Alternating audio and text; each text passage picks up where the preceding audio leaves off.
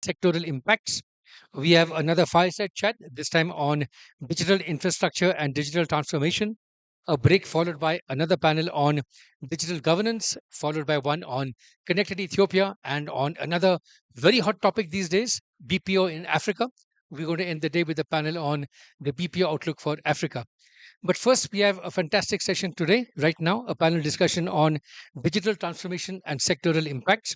We have with us Habib Mohammed, who is the Director of AI and Robotics at the Addis Ababa Science and Technology University. He's the moderator for this session. Habib, will you please come up on stage? Habib Mohammed, Dr. Habib Mohammed is the moderator for this session. Uh, he has published 33 papers on topics connected to ICTs and digital transformation. 13 years of experience in this space, was earlier a specialist in communications engineering, and is currently handling over 16 projects in this space at the Addis Ababa Science and Technology University. Big round of applause, please, for our moderator, Dr. Habib Mohammed. As we heard many times earlier this morning, it's very important for industry and academia to work together. So, big round of applause, please, for Habib. Thank you. Joining him will be Erkan Satik, who is the Director of Cloud Ecosystem and Alliances at Wingu.africa. Erkan, will you please come up on stage? He has extensive experience in North America, Europe, and Asia as well, in addition to Africa, and has a lot of experience in ecosystem engagement, not just within companies, but within the broader ecosystem. So let me invite Erkan to please come up on stage. Erkan Satik, thank you.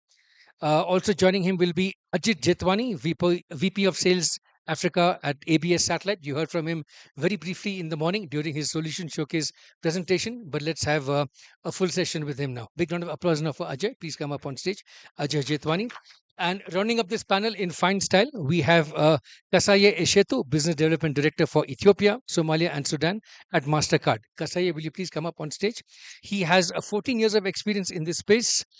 He has BA and an MBA. He earlier was the director for digital banking at Dasher Bank in Ethiopia. So, a big round of applause again for Kasaye. Thanks for joining us on this panel. So, this is a very important panel. We heard a lot in the morning on it's one thing to build the infrastructure, it's another thing to have it transform business processes and so on. And that's what this panel is all about. So, without further ado, Habib, please take over the session. Thank you. Round of applause, please, for our first panel in the post lunch session. Thank you. Thank you so much, Manda, for introducing us to the audience. Good afternoon, everybody. I am pretty much honored to moderate this gentleman right here with very expensive experience from different sectors. So I hope our session will going to be engaging and insightful. Maybe at the end of our session, I will appreciate if the audience will ask maybe a couple of questions for each panelist. So uh, our panel session is regarding digital transformation and sectoral impacts. So information communication technology infrastructure can effectively deliver foundations to digital transformation, obviously, whether it is a large scale firms or small and micro enterprises across different sectors. So this applies to an organizations at a national level as well as international level or international trades. So this cross-sectoral panel dissects on these ICT outcomes and opportunities in different business sector. As you hear, we have got actually a good mix. They are from different sector, from satellite sector, from cloud sector, and from the bank and from the Mastercard Foundation. So as long as we have been introduced by Mandan, we don't have to waste our time. I will go directly to the point. So dear participants, we have got about four questions and I kindly want to you to share your insights from your specific sector perspective. Uh, there are four questions, and four of them are just will go to each of you. Just start turn by turn. Uh, so the first question is that in your respective sectors, how has digital transformation made a tangible impact? Could you kindly share your specific example from your organization? Let me start from Erkan from Wingu, Africa. Thank you so much. Okay, can you hear me? Excellent.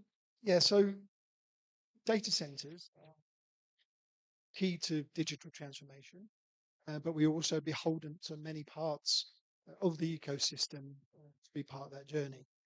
Um, I think the one thing that us as a data center have done, starting in Djibouti and moving to Ethiopia and Tanzania, is that we've given the platform for many businesses to connect to each other in a neutral facility, giving them options to be able to choose um, who they connect to swap providers if they want, add new services to their customer base by connecting to other people within the data center.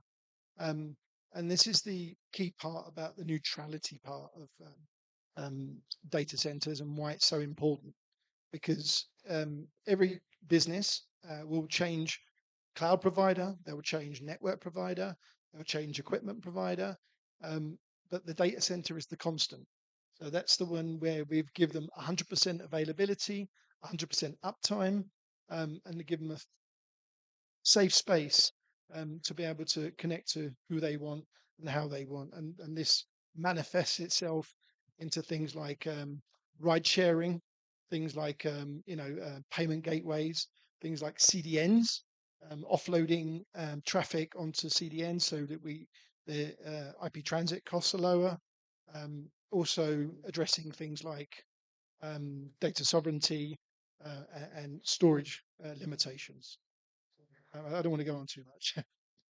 Thank you so much, Erkan. It was actually really insightful. Thank you very much for your discussion and contribution. Ajay? Hello. Yeah.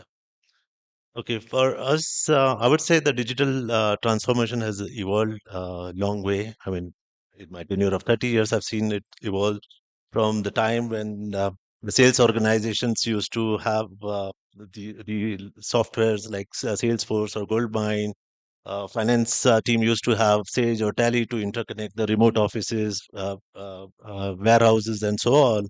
Or even the corporates have their own ERP softwares like SAP or the other make ERP softwares to interconnect the depots and logistic centers.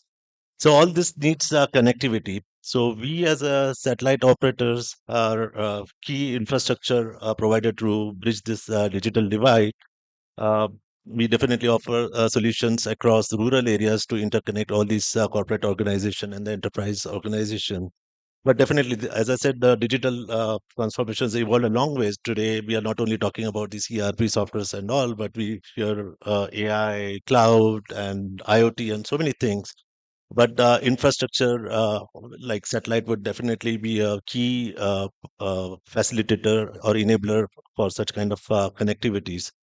um, I would like to pay more emphasis on two sectors where I would like to highlight from the African perspective is the education and the health sector.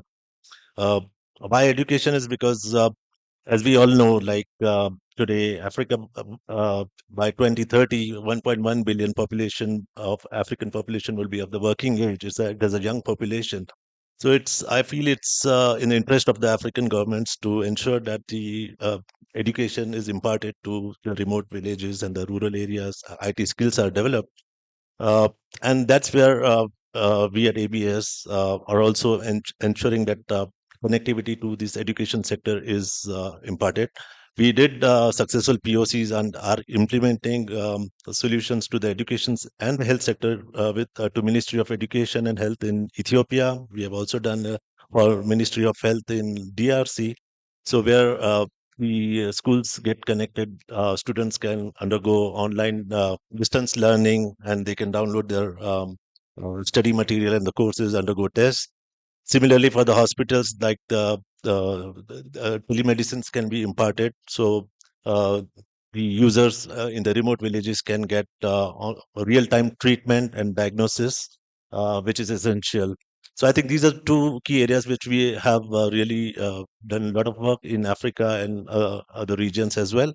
Apart from it, definitely the other sectors are always needing the connectivity, like which I touched upon, the corporates and the enterprise networks. Uh, Apart from facilitating to our external customer, but it's also for our own internal organization. We are still a digital transformation has really helped us in doing network monitoring, optimizing the bandwidth. We are using bandwidth management tools to optimize the bandwidth so that underserved areas. So see, there are certain areas which has excess bandwidth are not in use, so the bandwidth could be effectively used to underserved areas. So we use this AI predictive analysis for these things.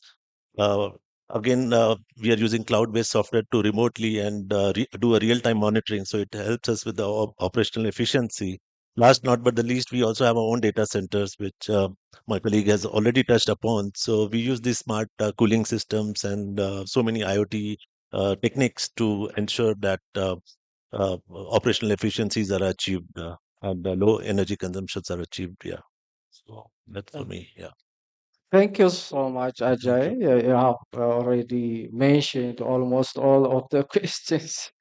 He has pointed out actually very important concepts which we call it digital divide. So the majority of our population is resides in the countryside, in the rural areas. So if we are talking about the evolving technologies like AI, blockchain, and so on, IoT, and something like that. So first we need to have a connectivity, and one of the options to reach out those rural people is satellite communication. And thank you very much for your contribution. So the next speaker is will gonna be Kasai. Kasai has an immense experience in the bank sector as well as he's from the Mastercard Foundation. Kasai, you can proceed. I would like to finish all the question in one shot, like Ajay. So thank you very much, and thank you for really having me on the stage. And we are also proud, to sponsor this great event as Mastercard. So, as far as digital transformation is concerned, I mean, it has got a transformative impact when it comes to, creating access to unbanked, and underserved population across Africa and also beyond. Especially, the digital transformation helped us as Mastercard to support, small businesses, to be able to move away from the legacy practice and be able to adapt, digital finance where they can scale their business, ensure operational excellence, and also, enjoying a greater security. Uh, from the practical impact standpoint, to be honest, we do quite a lot of innovation, in Ethiopia, across Africa, and in the entire world where Mastercard operates. You know, giving you some practical examples in Ethiopia, for example, what we do is, we enable banks to be able to issue like cross-border cards. In Ethiopia, everybody of us know, 4 or 5 years ago, it seems a luxury to have a cross-border cards, right? But now, through Mastercard, we are enabling banks, and in bank customer are now, they are enjoying a kind of seamless experience when they are traveling abroad.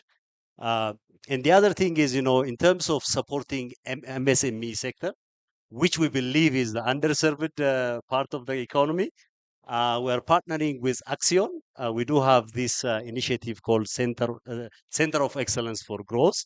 So we have partnered with a couple of banks in Ethiopia where we can innovate around, SME products and support them. So we do all those stuff. And the other thing is maybe when it comes to, in Ethiopia, we all know that it's a hard fact that we need a foreign currency in this country. So in terms of facilitating remittance, I mean, we do quite a lot of things. We leverage, our MPGS gateway, and we have a Mastercard Send platform where, Ethiopian diasporas are easily, remitting funds to Ethiopia. I hope, you all know a Cashgo remittance application which went viral. So we are behind that kind of remittance platform and facilitating, the inflow into the country. The other most important thing is, if we look at the acceptance locations in Ethiopia, I mean, whoever coming to Ethiopia and want to pay at a merchant location, surprisingly, our merchant location is only 14K. for a country with more than 2 million small business, we only have like 14K acceptance locations. So we know where the problem is. The banks, they don't need to, deploy expensive devices in a small business, right? So we need to innovate around how banks can be able to support small business in terms of like availing them a low cost infrastructure light solutions like QR code, pay by link, and soft pos. So with that, we are leveraging our MPGS gateway. So we do have like more than 7 banks currently using our gateway, so that they can also be able to empower their merchants to process transactions. So this is the era of security is a major concern. We do quite a lot of things with the banks in terms of tokenization. So how we can ensure that all the transaction we are processing today is tokenized and give greater confidence for our customers. So we do all those stuff in any way. In the interest of time, if I mention that's enough. So we do it's not only in Ethiopia. Actually, we the Ethiopian team, we also are responsible to manage Somalia and Sudan, where we do the same thing. And that I think that's enough. Thank you so much. Thank you so much. It's really nice that you pointed out different application of this digital transformation, specifically in the bank sector, as well as you pointed out some of the experiences from the other regions. So yeah, you keep the mic with you, and then I will gonna proceed to the second question. So, what challenges do you face in scaling digital strategies and implementations to the mass market? And what solutions can address these challenges? Yeah. And I think we can mention like a laundry list of challenges, right? So in any way, recently we have seen, especially when it comes to the Ethiopian landscape, we have seen quite a lot of improvement. But again, there are still a couple of challenges which we need to accelerate, our digital transformation agendas. So in terms of regulation, yes, we still need kind of relaxed regulations, but there is regulatory complexities. It's not just only in Ethiopia, actually. Beyond Ethiopia, also, we can observe these kind of problems. And there is still an infrastructure gap, to be honest. It has been mentioned, in the morning session from the CEO of Safaricom in Ethiopia that, still we are not able to address, quite a lot of unbanked populations. So we still have that kind of challenges. And then the other one is, the literacy gap, to be honest, right? So we as Ethiopians, if you look at our data, we stood at like 52% as a literacy level, which is good compared to, the previous year. But we're still halfway. Still need to do more. So as Mastercard, what are we really going to do in terms of, addressing those all challenges? One, in terms of the infrastructure gap, we do have a technology which be able to address the unbanked and the underserved population, which we call it Community Pass. My colleagues Henok will touch base on tomorrow on this. So we're really partnering with a couple of banks how we can really digitize agricultural value chain, for example, for agricultures. For the farmers. And the other thing is in terms of this digital literacy, we do have two critical programs as Mastercard, which we call it Small Business Acceleration Program, and Mastercard Strive Community Training Program. These two programs specifically catered for small businesses in terms of enhancing their capacity. So we always listen to local regulations. We always be close to the local banks, really to contribute or share in terms of handling those challenges. Thanks. Thank you so much. You have mentioned a lot of challenges and also the solution that the Mastercard Foundation has already started just so as to help our country. Thank you so much, Kasai. Ajay, you can proceed. Yes. Yeah. Um, for us, I feel the challenges. Well, our major market today is the mobile network operators. They contribute almost like 40% of our bandwidths, satellite bandwidths. So today, our problem is their problem. So today, MNOs today are facing a critical problem of bandwidth. There is a huge demand for the bandwidth. because as we know that all the applications are moving towards the data. So everybody, whether you make a voice call, it's over WhatsApp and all. So the rural user, they need internet. Basically, they need more and more bandwidth. And the mobile operators today are not geared to give that much of bandwidth. So they have to upgrade the networks. So if they are on 2G, they have to upgrade to 3G and so on. And satellite also forms a vital part of their infrastructure, and that's where we come into picture. So because there is a need for so much bandwidth and the need to upgrade, there is a huge capex involved by the MNOs. And also, the more thing is the end user needs the internet at a low cost. So they need capex and to reduce their cost. So they turn back to us, satellite operators, to come up with an OPEX model. So that's the challenge. So we have addressed this challenge. So at ABS, we have created a synergy model. We have collaborated with local system integrators and hardware vendors to offer a turnkey solutions to the mobile network operators. So we collectively provide the complete based model to them. We deploy the local domestic hubs, local hardware. So the mobile operator had to simply focus on the core strengths, core areas, and we manage the bandwidth for them. So that helps them. The OPEX model helps them to increase their revenue as well, and it's basically a win-win model which we see. So that helps them to upgrade their network successfully and also meet their revenue goals. So I feel this is a step which we have taken to address these challenges. There are other small challenges we touched, like the schools and the health sectors. There are limited budgets what they have, because they are relying on the grants and the funds. So there is a increasing pressure to reduce the cost per school. So we are trying to be innovative to come up with a cost-effective solution where we can have small antennas deployed in the schools and ensure be creative with the bandwidth optimization. That's what we are doing. These are some of the steps we have taken here. Thank you so much. You have pointed out some of the challenges in the solutions from your specific satellite sector perspective. Thank you so much, Erkan. Yeah, I think I'm going to echo pretty much what has been said already. I think that in Ethiopia specifically, I think there is a level of digital literacy that needs to improve. But I think the challenges in terms of when we're trying to build ecosystems within a data center centers more around um, bandwidth capacity, especially when we're trying to encourage, um, shall we say, external companies to come into the country, like a CDN or like a SaaS provider, which the country desperately needs. The transit costs and the equipment importation costs can be quite a challenge, but we're facing that challenge and we're fostering a local cloud ecosystem. um, Many companies already in our data center, and so we're trying to address that challenge locally where possible. But it doesn't detract from the fact that many of these transactions and many of these services sit outside of Ethiopia. So, no, we need to overcome that challenge.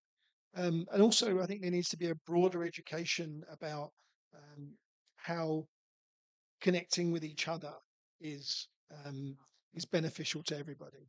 So I mean, I don't want to talk too much, but I think you know the way things are at the minute is not sustainable for long-term economic growth. I think we need more people to be more autonomous, connect with each other, and create micro economies amongst each other, rather than being stuck in the same legacy model as they have been for years and years, and can't keep doing the same thing over and over again and expect a different result. So, but I think that challenge will overcome. We're hearing, shall we say, from our customers, a lot of interest in coming to a neutral facility like Wingu, and it gives them so much more flexibility. It's not it's not about cost. It's not about what it costs you. It's about what it costs you not to do it. Thank you so much. I told you they have a lot to say. That's why I told you we have got a nice mix. Nowadays, actually, technologies are evolving dynamically. We have got AI and machine learning, blockchain, edge computing, cryptocurrency, and so on and so forth. So, my third question goes to Ekan. Which emerging technologies require new strategies for maximizing their impacts within your sector? It's a good question. I mean, AI is very, very hot at the minute, um, and but I think the I mean, we'd like to get to the point where AI is ubiquitous here, but I think we need to take that first step into offering an alternative local cloud solution, should I say? And so I know like there are cloud solutions here already, um, but customers and businesses need choice, and they need to be able to um, move.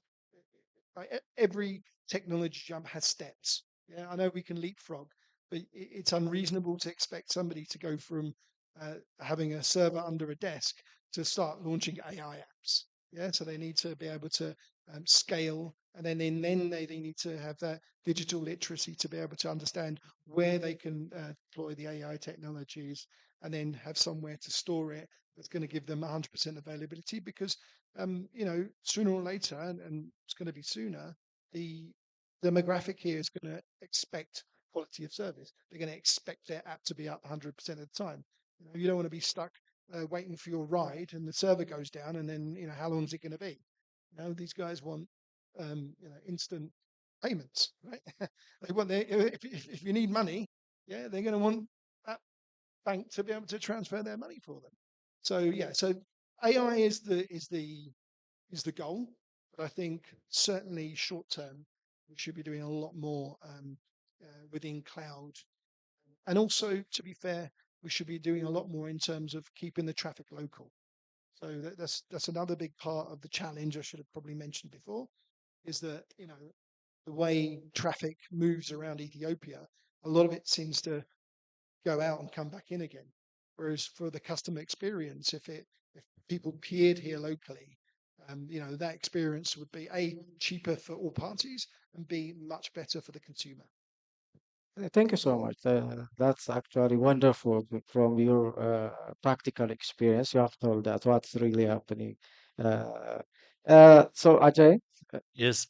So the emerging technologies like what you touched upon, like AI, IoT, smart cities. I mean, from my perspective, I mean, these things, they need low latency. There are a lot of applications which need low latencies and high reliability.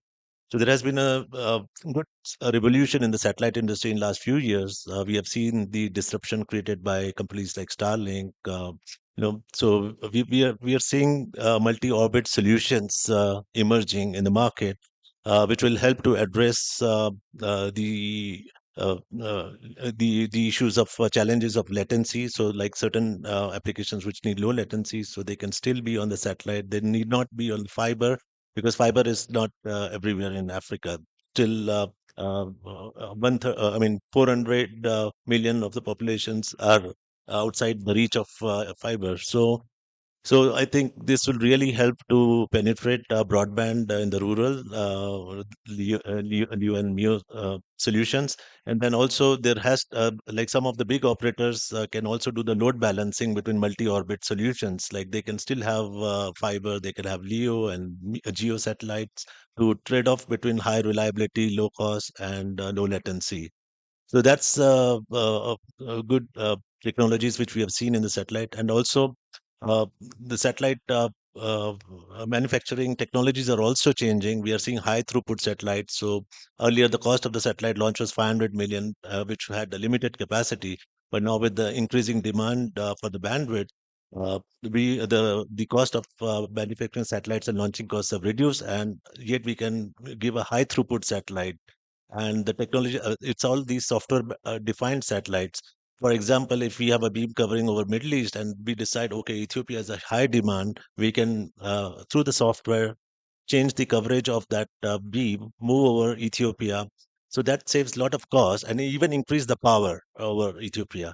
So that these new technologies in our industry as will definitely help reduce the cost and meet the client demands in future. Yeah. Thank you so much, Thanks. Ajay. Thanks. Kasai? I think those emerging technologies is it's not an exception for Mastercard as well, right? So the blockchain, AI, and machine learning, so much has been discussed in the morning about AI. So let's say in the case of Mastercard, we're leveraging AI and machine learning, to facilitate decision making, to do predictive analysis, I can say. So in a card environment, fraud is pretty much of a challenge. So we use AI and machine learning to detect frauds, and also we use it to provide personalized kind of finance and also secured our payments. The other thing is maybe in terms of IoT, right? These days, any physical device can be, turned into a payment device.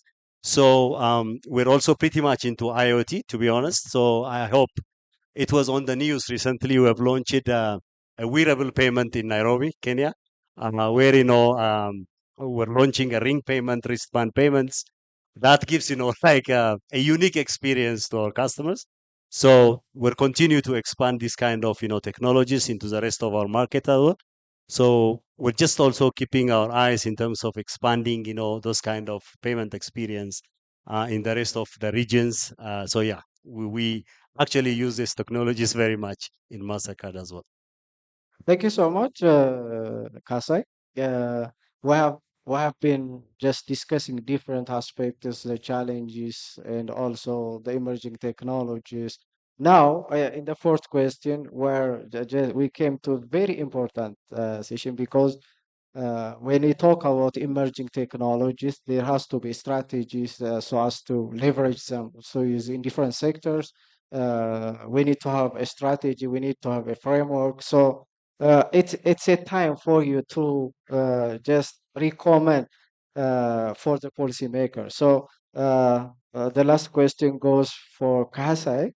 Uh, what recommendation would you provide to policymakers on effectively accelerating digital transformation? I think it's not only the role of the policymakers, right? It's with all of us. But in any way, we need to do quite a lot of things, to be honest, to accelerate the digital transformation. One, we still need to have like a clear regulatory frameworks in place, to be honest. So that's a key and the foundation. The other thing is, I think we still need to continue investing on ICT, because that's one of the foundation for the digital transformation.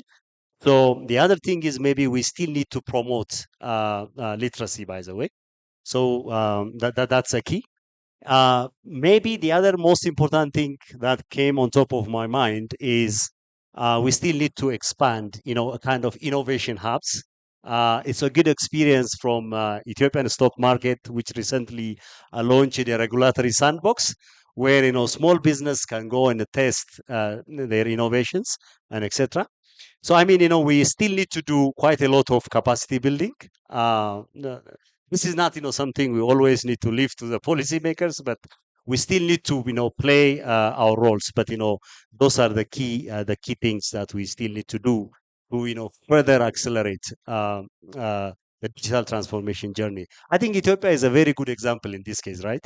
So 3-4 years ago, before Telever joined this market, we see where we are, right? We have seen like quite a lot of change in this market.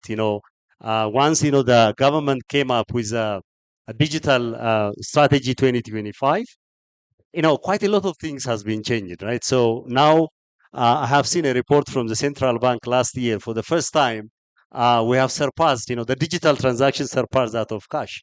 So it's all because of the change in the policies, right? So I think, if we all do those things, we're good to go. Yeah.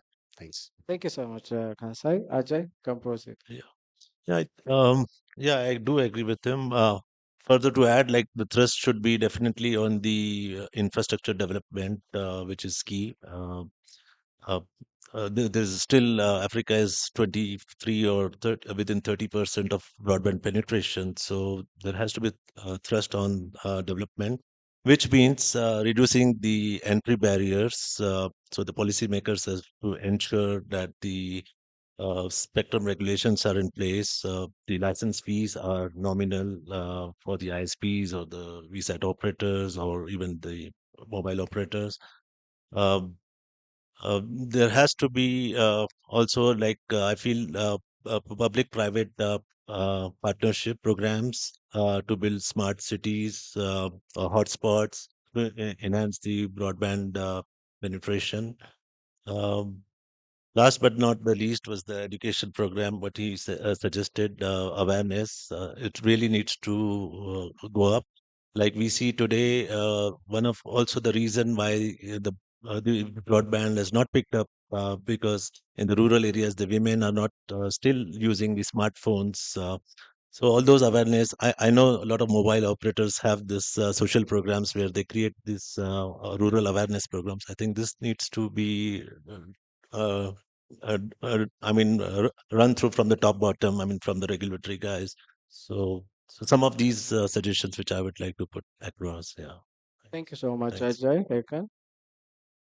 Yeah, I mean, there's not much more to add than what's already been said. I think infrastructure is key. As I think everyone said, is the demographic is well underserved. Um, and the way we should think about it isn't so much the demographic is well underserved. It's we're missing out on an opportunity to deal with that demographic. So I think if we were to have a wish list, I would say we need more community fiber networks, more people connected in rural areas, more cities connected, more infrastructure going into other cities other than Addis, and then really creating a more modern and more digitally transformed Ethiopia. And then obviously from a data center perspective, we need to serve that as well. So we need connectivity between data centers so that if a business like Mastercard or whoever wants data backup between two data centers, but that connectivity isn't so prohibitively expensive that that option isn't open to them. As well as maybe some liberalization in the cost of outbound internet pricing as well. I think that would encourage more foreign investment and more businesses to invest into Ethiopia and provide services. I think that are sorely lacking and required. Thank you so much, Hakan. Thank you so much, guys, for your great contribution and discussion. Now, it's a time for the audience to raise maybe a couple of questions for each of the panelists. Any questions so far from the audience? Any questions from the audience? This is a good time to slip in a couple. Yeah. Can we get a mic over?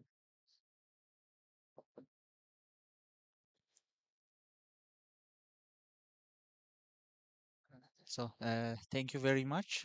I am Alaf Skender. I am the CEO of the AZ Technologies company. We work on artificial intelligence and augmented reality and virtual reality.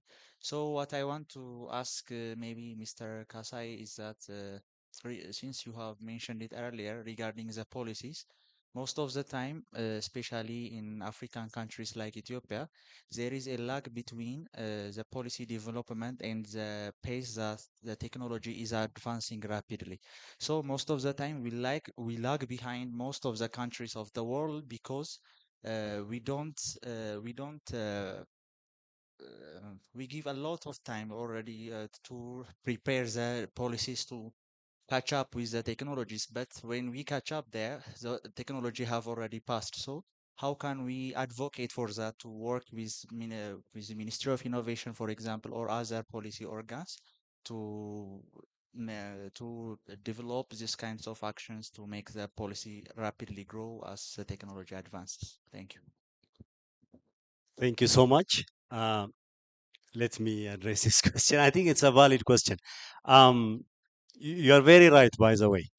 If you ask me this question like, 2, 3 years ago, it really might make sense. But now I can see, I need to be very honest because I can also see a couple of people from the central bank.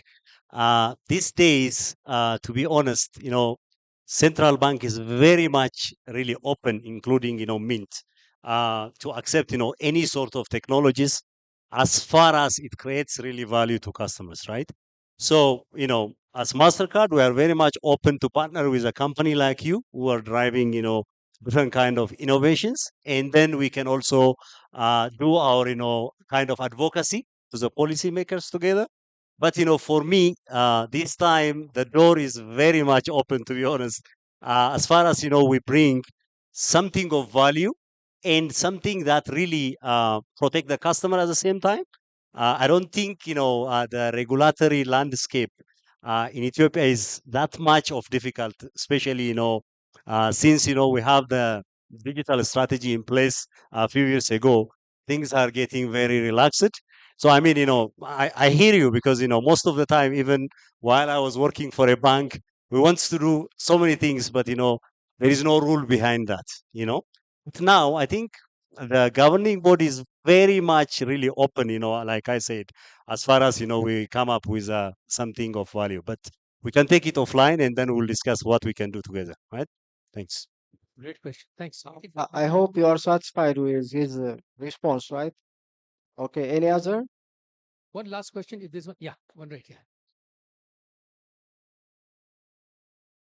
Not a question, but correction for you. Now, I heard you mentioning Mastercard Foundation.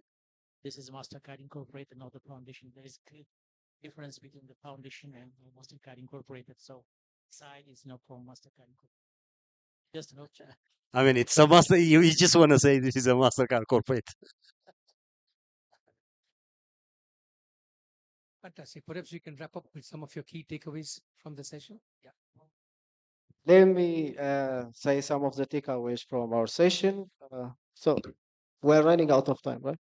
Okay. So as you have here, each of the panelists shared their concrete examples of how digital transformation has led to increased efficiency, improved customer satisfaction, as well as experience and operational capabilities in their respective sectors, as you have here. And also, the discussion highlighted that both in the large scale and small and micro enterprises can use this that can or leverage this digital transformation, and also policymakers were urged to create regulatory frameworks that's actually should be the contribution of all of us, not only for the policymakers, as Kasai mentioned. And also, the importance of collaboration also has been mentioned between sectors, already noted, with shared insights and helping to drive a broader digital transformation and innovation. So, thank you so much, everyone. Thank you, the panelists. Thank you. It was a wonderful discussion. I'm very grateful to just to moderate your discussion. Thank you so much. I hope you are giving a big and fat applause for them. Thank you so much. Thank you. Thanks, Habib. Thanks, Arkan, Ajay, and Kasai. Big round of applause for the panel. May I request you to come towards the front and pose for a photograph. When we get ready to set the stage for the next session, we're going to have just 2 chairs on the stage, and we're going to have a fireside chat after that. But till then, let me ask all of you to come towards the front.